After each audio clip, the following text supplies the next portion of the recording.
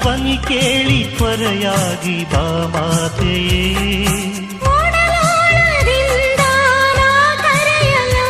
ನನ್ನ ಧ್ವನಿ ಕೇಳಿ ತ್ವರೆಯಾಗಿ ಬಾ ಮಾತೆಯೇ. ನನ್ನ ನೆರಳಾಗಿ ಬಾ, ಬೆಳಕಾಗಿ ಬಾ, ಮನದಲ್ಲಿ ನೆಲೆಯಾಗ ಬಾ. ನಿನ್ನ ಮರೆತರು ನನ್ನ ನೀ ಮರೆಯದೆ, ನನ್ನ ಬದುಕನ್ನು ಶ್ರುತಿ ಮಾಡುವ ನನ್ನ ಪ್ರಭು ಕ್ರಿಸ್ತನ ತಾಯೇ.